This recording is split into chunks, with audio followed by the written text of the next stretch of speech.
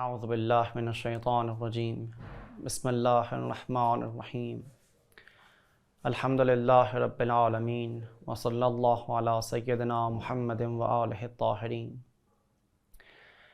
ہر انسان چاہتا ہے کہ میکسیمم لذت اپنی زندگی میں حاصل کرے اور جو ہائیسٹ پرفیکشن ہے اس تک رسائی حاصل کرنا چاہتا ہے اور میکسیمم پلیجر، میکسیمم لذت اس کی زندگی میں جاری و ساری ہو جائے، اور وہ سعادت کا راستہ ہر انسان طے کرنا چاہتا ہے۔ اس راستے کو دکھانے کے لیے بہترین وہی ہوگا جس نے انسان کو بنایا ہے، جو انسان کا خالق ہے۔ وہی ہے جس نے اس راستے کا تعین کیا ہے اور بتایا کہ اس راستے کو طے کرنے سے تمہیں وہ ہائیسٹ پرفیکشن حاصل ہو سکتی ہے، تمہیں وہ نصیب ہو سکتی ہے۔ اور اس راستے کو قرآن مجید میں خداوند متعال نے ذکر کیا ہے۔ قرآن مجید علوم کو بھی اور انسانوں کی بھی دونوں کی ذمہ داریاں تعین کر رہا ہے، دونوں کے رائٹس بیان کر رہا ہے کہ ہر انسان کی اپنی انفرادی زندگی میں، انڈیویجول لائف میں اس کی کیا ذمہ داریاں ہیں، سوشل لائف میں اس کی کیا ذمہ داریاں ہیں، حکومت کے حوالے سے اس کی کیا ذمہ داریاں ہیں، اور یہ بتا رہا ہے انسان کو کہ تمہاری یہ ذمہ داری ہے، تمہیں ان ذمہ داریوں کو نبھانا ہے۔ یہی صورتحال ہر انسان کے حوالے سے ہے، چاہے وہ کسی بھی فیلڈ میں ہو، چاہے وہ میڈیکل کی فیلڈ میں ہوتے ہوئے ڈاکٹر ہو یا نرس ہو یا کچھ بھی ہو، کسی بھی فیلڈ میں ہو، ہر انسان کی ذمہ داری کو خداوند متعال بیان کر رہا ہے، تعین کر رہا ہے۔ اور چاہے وہ کوئی بھی علم ہو، ہر علم کے حوالے سے اس علم کی ذمہ داریاں بیان کی جا رہی ہے، چاہے وہ میڈیکل کا ہی علم کیوں نہ ہو۔ میڈیکل کا علم اس وقت فائدہ مند ہوگا کہ جب خود صحیح اور سالم ہو، صحت مند ہوگا تو پھر دوسروں کو صحت دے سکے گا۔ اگر خود زندہ ہوگا تو دوسروں کو زندہ رکھ سکے گا اور دوسروں کو زندہ باقی رکھ سکے گا۔ مردہ علم کہاں کسی کو موت سے بچا سکے گا؟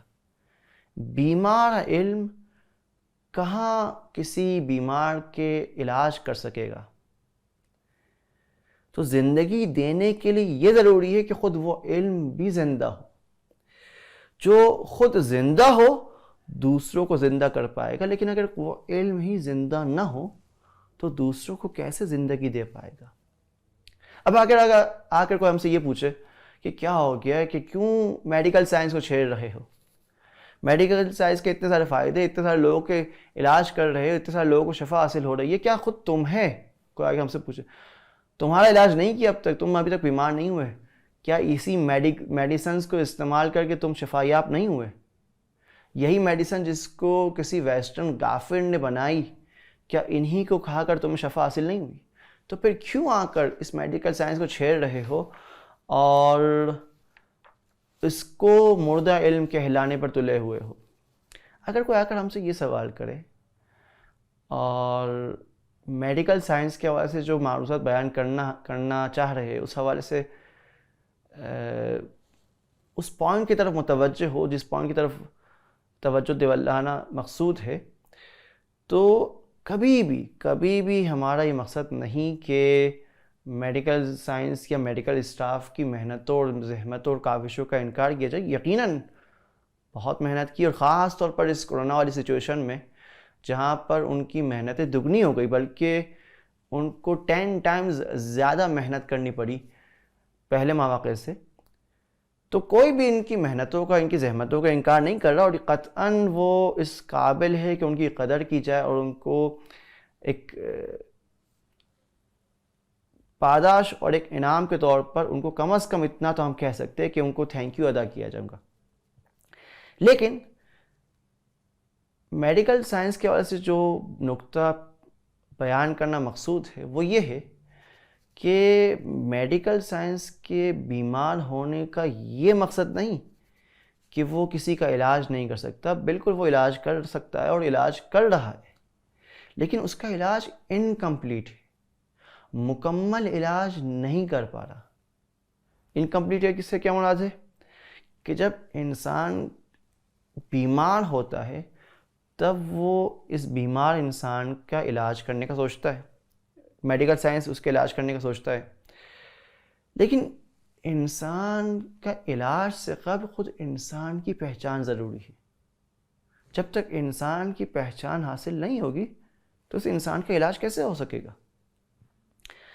کیا انسان صرف اسی جسم کے اندر خلاصہ ہو رہا ہے؟ کیا انسان صرف اسی جسم کے اندر ہی محدود ہے؟ کیا انسان اسی صرف ظاہری باڈی کو ہی ہم انسان کہہ رہے ہیں اور اس کے علاوہ کچھ اور نہیں ہے انسان؟ یا نہیں، انسان کی حقیقت کچھ اور ہے. انسان کی حقیقت صرف اور صرف یہ جسم نہیں ہے. وحی اور قرآن مجید اور دین آ کر یہی کر رہا ہے کہ اس میڈیکل سائنس کا ہاتھ پکڑ کر، ویٹرنری سے اس کو بالاتر لے جا کر اس کو انسانیت کے کمال اور عروج پر پہنچانا چاہ رہا ہے کہ یہ انسان صرف اور صرف دوسرے جانوروں کی طرح صرف باڈی اور جسم نہیں رکھتا، بلکہ انسان کی حقیقت ایک بالاتر شے ہے، ایک بالاتر چیز ہے. ایک انسان ایک ایسی چیز کا حامل ہے، ایک ایسی چیز کا مالک ہے جو دوسرے جانوروں میں نہیں ہے. وہ ہے انسان کی روح. آپ دیکھتے ہیں، آپ ماشاء اللہ سے ڈاکٹرز ہیں جو یقیناً سننے والے ہوں گے، تو یہ میڈیکل سائنس میں ثابت شدہ ہے کہ انسان کے بدن کے تمام تر سیلز 14 ایئرز میں یا 7 ایئرز میں انسان کے جو مکمل سیلز ہیں، تمام تر باڈی کے سیلز تبدیل ہو جاتے ہیں. لیکن ان باڈی کے سیلز کے تبدیل ہونے سے میں پھر بھی اپنا آپ کو پا رہا ہوں کہ میں وہی انسان ہوں جو انسان پہلے دن اس کی ولادت ہوئی تھی. اب 30 سال گزرنے کے باوجود بھی میرے اندر وہ جو میں ہوں اس کے اندر تبدیلی نہیں آئی ہے. میرے باڈی کے اندر ضرور تبدیلی آئی ہے، میرے باڈی کے سیلز میں تبدیلی ضرور آئی ہے، لیکن میرے میں کوئی تبدیلی نہیں آئی ہے. میں وہی ہوں جو پہلے دن پیدا ہوا تھا. اس پورے عرصے میں میرے میں کوئی تبدیلی نہیں آئی ہے کہ میں وہی انسان ہوں جو پہلے دن تھا، آج بھی وہی انسان ہوں. میری حقیقت ثابت رہی ہے، انچینجبل رہی ہے. جو چیز چینج ہوئی ہے وہ میرا باڈی ہے، میرا جسم ہے جو چینج ہو رہا ہے، لیکن میرے اندر میری حقیقت میں کوئی تبدیلی نہیں آئی ہے. اس سے یہ واضح ہو رہا ہے کہ میری حقیقت یہ میرا جسم نہیں ہے، بلکہ میں ایک غیر مادی روح بھی رکھتا ہوں. میری حقیقت یہ صرف میری مادی اور مٹیریل باڈی نہیں ہے جو کہ ان آنکھوں سے دیکھی جا سکتی ہو، بلکہ میری حقیقت ایک اور غیر مادی ہے، امیٹیریل سول ہے، جس کو ان آنکھوں سے نہیں دیکھا جا سکتا، جس کو ان کانوں سے نہیں سنا جا سکتا، جس کو زبان سے نہیں چکھا جا سکتا، جس کو ہاتھوں سے نہیں چھوا جا سکتا، جس کو ناک سے نہیں سونگا جا سکتا. یہ غیر مادی روح ہے جو میری حقیقت ہے، اور یہ چیز موجود ہے، وجود رکھتی ہے. اور یہ وہی چیز ہے جس کے بارے میں قرآن مجید بھی اشارہ فرما رہا ہے. جب حضرت آدم کی خلقت کو قرآن مجید بیان کرتا ہے، تب حضرت آدم کی خلقت کے وقت ایک چیز کی طرف جو اشارہ کر رہا ہے قرآن مجید، ایک پیغام جو دے رہا ہے، جو اصل انسان کی حقیقت کو بیان کر رہی ہے، آشکار کر رہی ہے، وہ یہ ہے کہ خداوند متعالی بیان فرما رہا ہے کہ وَنَفَخْتُ فِيهِ مِن رُوحِي. اس حضرت آدم کی اس باڈی میں خداوند متعال نے روح پھونکی. پھر اس روح پھونکنے کے بعد اس حضرت آدم کی یہ قدر و قیمت ہو گئی، اتنے ویلیویبل ہو گئے کہ اب تمام تر فرشتوں کو کہا گیا کہ اس پر سجدہ کرو. شیطان سے کہا گیا، شیطان جسے 6000 سال عبادتیں کر رکھی تھی، اس سے کہا گیا کہ اس انسان پر سجدہ کرو. کیوں؟ کیونکہ یہ اب قدر و قیمت کا مالک بن گیا، یہ ویلیویبل ہو گیا ہے. انسان کی ویلیو بہت زیادہ ہے. یہ روح جو خداوند متعال نے انسان کو عطا کر رکھی ہے، یہ انتہائی قیمتی چیز ہے، اور جو امانت کے طور پر انسان کو عطا کی گئی ہے، اس سے انسان نے سنبھال کے رکھنا ہے، اسے انسان نے اسی طرح خواہ ضائع نہیں ہونے دینا ہے. اور اس کے بعد ہے کہ ہم فزیکل علاج میٹا فزیکل بیماریوں کے لیے بھی کر سکیں گے، اور اس کے علاج میں بھی یہ میڈیکل سائنس ہمیں ایفیکٹو اور فائدہ مند ثابت ہوتے نظر آئے گی. اور تب جا کر میڈیکل اور ان جو روحانی پہلو ہے، جسمانی اور روحانی پہلو کو ملا کر انسان کا مکمل اور بہترین علاج ہو پائے گا. ورنہ بیمار میڈیکل سائنس جو بیمار ہو، جو صرف اور صرف انسان کی ایک پہلو کو دیکھ رہی ہو، انسان کے جسم کو دیکھ رہی ہو، مکمل انسان کے اوپر اس کی نظر نہ ہو، وہ مکمل انسان کا علاج بھی نہیں کر پائے گی. لہٰذا یہ ثابت ہو چکا ہے کہ ہم ایک غیر مادی روح بھی رکھتے ہیں، اممیٹیریل سول کے مالک بھی ہے، جو کہ مادی نہیں ہے، مٹیریل نہیں ہے. اور اممیٹیریل ہونے کی وجہ سے کچھ خاص پاورز اس اممیٹیریل سول کے پاس ہے جو مٹیریل باڈی کے پاس نہیں ہے. اور تمام تر انسان سب کے سب ان کی روح ایک لیول پر نہیں ہے، ہر ایک کی روح ایک الگ الگ لیولز پر ہے. کوئی دو انسان ایک لیول پر نہیں ہے، ہر ایک کے لیولز دوسرے سے مختلف ہیں. اور وہ جو اس بالا ترین درجے پر فائز ہے وہ خدا کے خلیفہ اس جو زمین پر قرار پا رہے ہیں، اور وہ اس خدائی مقام پر فائز ہو رہے جو نبوت کا مقام ہے، امامت کا مقام ہے، ولایت کا مقام ہے. کیونکہ ان کی روح اس بالا ترین درجے پر فائز ہے. اس کی یہ وجہ ہے. لہذا بعض بیماریوں کے علاج کے لیے لیبارٹری میں تیار شدہ میڈیسن کے ساتھ ساتھ ہمیں دوسرے علوم کی بھی ضرورت ہے، جیسے فلسفی ہے، جیسے لاز ہے، جیسے ہیومن رائٹس ہے، جیسے فقہ ہے، مختلف علوم ہیں. ان کی کیوں ضرورت ہے ہمیں؟ کیونکہ ان کا تعلق، ان کا ریلیشن انسان کی روح سے. اور اگر ہم نے انسان کا علاج کرنا ہے تو صرف انسان کی باڈی کا علاج نہیں کرنا ہے، انسان کے سول کا بھی علاج کرنا ہے. ان دونوں علوم کی ہمیں ضرورت ہے. لیبارٹری کی بھی ضرورت ہے، فلسفی کی بھی ضرورت ہے. لیبارٹری کی بھی ضرورت ہے، فقہ کی بھی ضرورت ہے. لیبارٹری کی بھی ضرورت ہے، لاز کی بھی ضرورت ہے.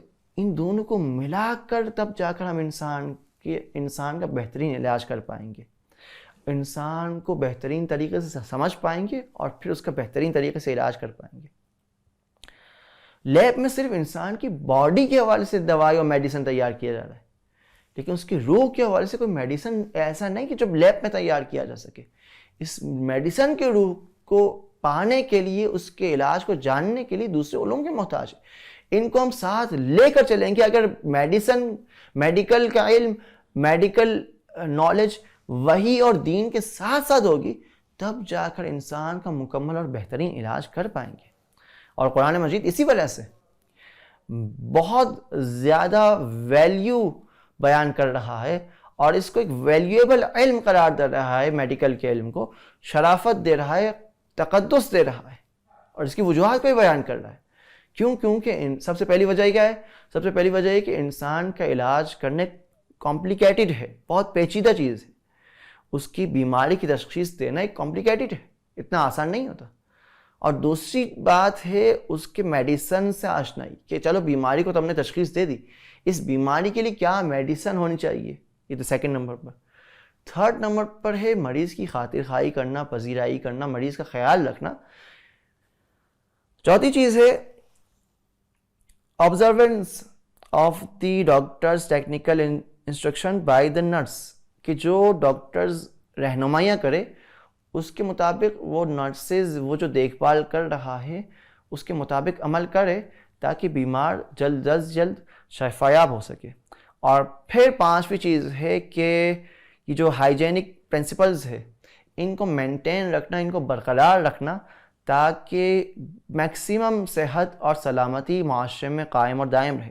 یہ سب وہ تمام تر احکام ہیں جن کی طرف قرآن مجید آرڈر دے رہا ہے، احکام کو بیان کر رہا ہے، اور پھر اس فیلڈ کی بھی قدر و قیمت کو بیان کر رہا ہے کہ ان تمام تر وجوہات کی وجہ سے یہ فیلڈ ایک اہم ترین اور مقدس فیلڈ ہے جو ہر ایک کو نصیب نہیں ہوتی. خداوند متعال کی خاص کرم ہوتی ہے کہ جو انسان کو حاصل ہوتی ہے کہ وہ انسانیت کی خدمت کر سکے.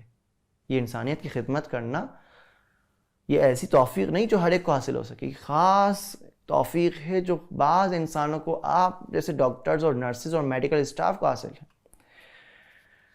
جو خداوند متعال اس قرآن مجید میں جسے بیان فرما رہا ہے. اور پھر وہ ڈاکٹرز جو علم غیب کا اعتقاد رکھتا ہو، ایمان رکھتا ہو کہ بالآخر خدا ہے جس نے اس میڈیسن کو بنایا ہے، جس نے مجھے یہ علم دیا کہ میں بیمار کا علاج کر سکتا ہوں، وہ ڈاکٹر جو خدا کو اپنا رب مان رہا ہو، اس کائنات کے پالنے والے کو مان رہا ہو، اس کائنات کی ہر چیز کو خدا کے ہاتھوں میں دیکھ رہا ہو، شفا کو خدا کے ہاتھوں میں دیکھ رہا ہو، خدا سے طلب کر رہا ہو،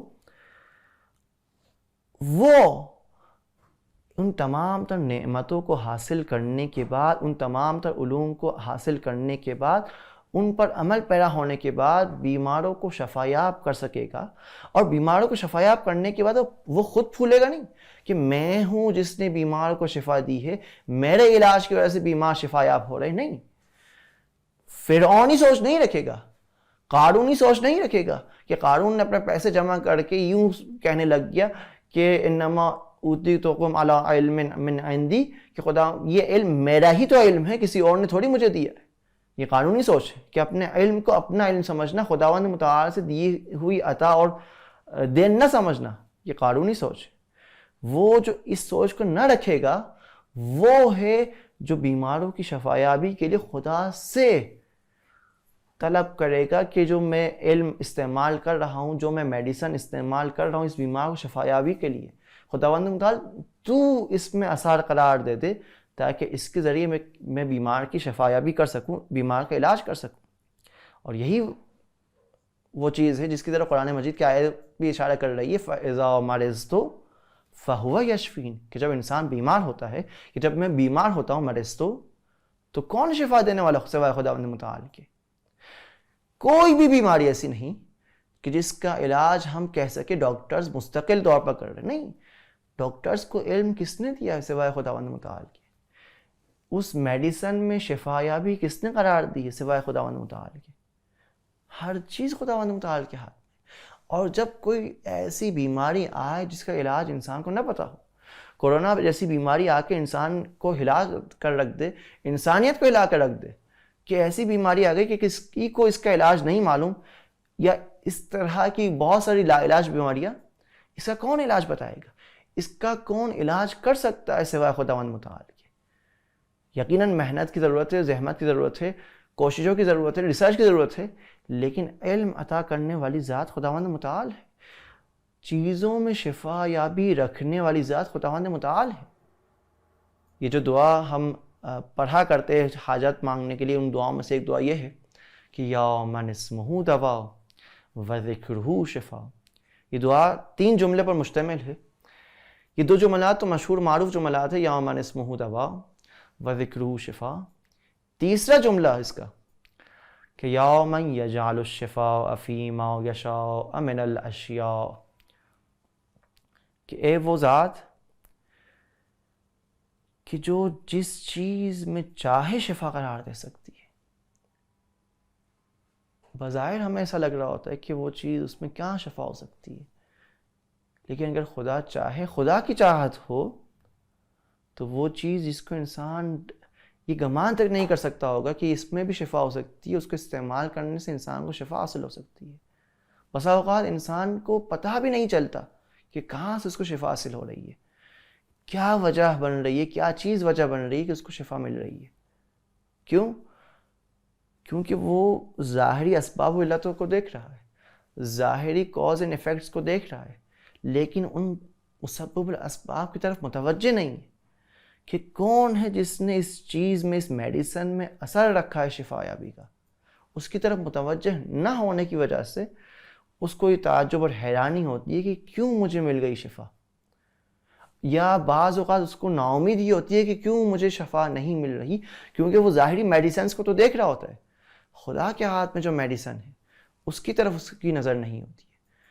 تو ہمیں یقیناً ان میڈیسنز کو استعمال کرنا ہے، لیکن ساتھ میں اس میں اثر رکھنے والے کو بھی دیکھنا ہے کہ اگر خدا کی چاہت ہوئی اس میڈیسن میں اثر ہو کر مجھے شفا مل سکتی ہے، اور اگر خدا نے نہ چاہا تو میں لاکھ میڈیسن استعمال کر لوں، لاکھ ڈاکٹرز کی بات سن لوں، بہت سارے کام کر لوں، لیکن اگر خدا کی چاہت نہ ہو تو مجھے شفا نہیں ملے گی. لیکن کسی بھی صورت میں انسان کو نا امید نہیں ہونا ہے، کیونکہ محدود علم رکھتے ہیں. جتنا بھی علم ابھی موجود ہے میڈیکل سائنس کے بعد، ان تمام تر علوم کے باوجود ان کا علم محدود ہے. بہت ساری ایسی چیزیں جن کے بارے میں وہ ابھی نہیں جانتے. ہو سکتا ہے وہ چیز جس کے بارے میں وہ نہیں جانتے ہو، وہ چیز جس کے بارے میں وہ گمان تک نہیں کر سکتے ہو کہ اس میں ہوگا علاج، اس کے ذریعے ان کا اس لا علاج بیماری کا علاج ہو جائے. تو کبھی بھی خدا کی امید سے نا امید نہیں ہونا ہے. لیکن ساتھ میں جس طرح خداوند متعال نے کہا ہے کہ ان کے علوم کے مطابق، ایکسپرٹس کے علوم کے مطابق، جو اس فیلڈ کے ماہرین ہیں ان کے علوم کے مطابق عمل کرنا ہے، جتنا ہو سکتا ہے ان کے علوم کے مطابق عمل کرے، جو وہ کہہ رہے اس کے مطابق کرنا ہے. لیکن بعد میں تمام تر چیزوں کے بعد شفا کو ان کے ہاتھ میں نہیں، شفا کو خدا کے ہاتھ میں دیکھنا ہے کہ خدا ہے جو شفا دے رہا ہے، تاکہ پھر انسان کو انشاءاللہ بعد میں جا کر کبھی بھی ایسا نہیں ہوگا کہ مستقلاً مجھے میڈیسن استعمال کرنے کی وجہ سے شفا حاصل ہو رہی. نہیں، خدا ہے جو شفا دے رہا ہے ہمیں. اور پھر کبھی بھی انسان مشکلات کے موقع پر نا امید نہ ہوگا، کیونکہ وہ اس پوری دنیا سے جب کٹ کر ہر ایک سے نا امید ہو کر جب خدا کے پاس جائے گا تو خدا کے پاس ہی ہر خزانے کی کنجی ہے، ہر خزانے کی چابی ہے. خدا ہے جو اس کے لیے تمام تر رحمتوں کے دروازوں کو کھول سکتا ہے، اور لا علاج بیماری تک کا علاج بھی ان کے ذریعے ہو سکتا ہے.